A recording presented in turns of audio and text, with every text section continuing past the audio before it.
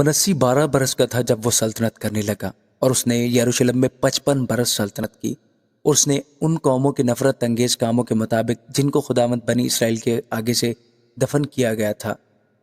وہی کیا جو خداوند کی نظر میں برا تھا، کیونکہ اس نے ان اونچے مقاموں کو جن کو اس کے باپ حزقیہ نے ڈھایا تھا پھر بنایا، اور بالیم کے لیے مذبح بنائے، اور یسیرتیں تیار کی، اور سارے آسمانی لشکر کو سجدہ کیا اور ان کی پرستش کی۔ اور اس نے خداوند کے گھر میں جس کی بابت خداوند نے فرمایا تھا کہ میرا نام یروشلم میں ہمیشہ رہے گا، مذبح بنائے۔ اور اس نے خداوند کے گھر کے صحنوں میں سارے آسمانی لشکر کے لیے مذبح بنائے، اور اس نے بنی ہنوم کی وادی میں اپنے فرزندوں کو بھی آگ میں چلوایا، اور وہ شگون مانتا اور جادو اور افسون کرتا اور بدروحوں کے آشناؤں اور جادوگروں سے تعلق رکھتا تھا۔ اس نے خداوند کی نظر میں بہت بدکاری کی، جس سے اسے غصہ دلایا، اور جو کھودی ہوئی مورت اس نے بنوائی تھی اس کو خدا کے گھر میں نصب کیا، جس کی بابت خدا نے داؤد اور اس کے بیٹے سلیمان سے کہا تھا کہ میں اس گھر میں اور یروشلم میں، جسے میں نے بنی اسرائیل کے سب قبیلوں میں سے چن لیا ہے، اپنا نام ابد تک رکھوں گا، اور میں بنی اسرائیل کے پاؤں کو اس سرزمین سے جو میں نے ان کے باپ دادا کو عنایت کی ہے پھر کبھی نہیں ہٹاؤں گا، بشرطے کہ وہ ان سب باتوں کو جو میں نے ان کو فرمائی، یعنی اس ساری شریعت اور آئین اور حکموں کو جو موسیٰ کی معرفت ملے، ماننے کی احتیاط رکھیں۔ اور منسی نے یہودا اور یروشلم کے باشندوں کو یہاں تک گمراہ کیا کہ انہوں نے ان قوموں سے بھی زیادہ بدی کی جن کو خداوند نے بنی اسرائیل کے سامنے سے ہلاک کیا تھا۔ اور خداوند نے منسی اور اس کے لوگوں سے باتیں کی، پر انہوں نے کچھ دھیان نہ دیا،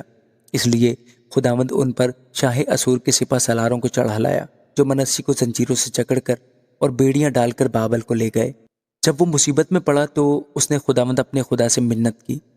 اور اپنے باپ دادا کے خدا کے حضور نہایت خاکسار بنا، اور اس نے اس سے دعا کی۔ تب اس نے اس کی دعا قبول کر کے اس کی فریاد سنی، اور اسے اس کی مملکت میں یروشلم کو واپس لایا۔ تب منسی نے جان لیا کہ خداوند ہی خدا ہے۔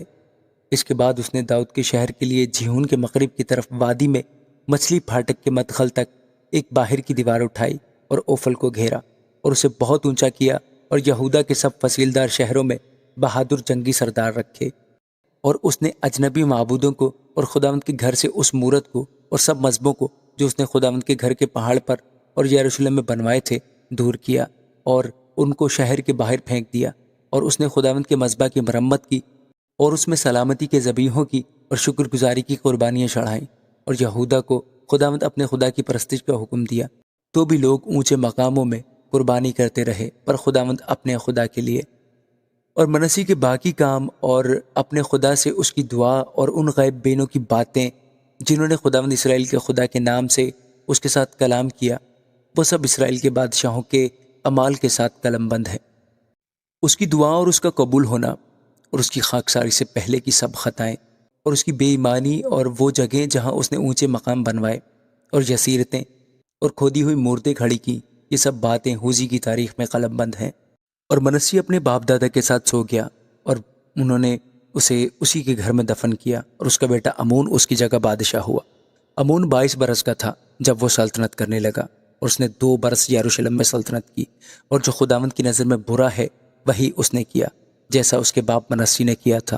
اور امون نے ان سب کھدی ہوئی مورتوں کے آگے جو اس کے باپ منسی نے بنوائی تھیں قربانیاں کی اور ان کی پرستش کی، اور وہ خداوند کے حضور خاکسار نہ بنا جیسا اس کا باپ منسی خاکسار بنا تھا، بلکہ امون نے گناہ پر گناہ کیا، سو اس کے خادموں نے اس کے خلاف سازش کی اور اسی کے گھر میں اسے مار ڈالا۔ پر اہل ملک نے ان سب کو قتل کیا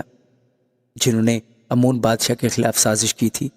اور اہل ملک نے اس کے بیٹے یوسیہ کو اس کی جگہ بادشاہ بنایا۔ آمین۔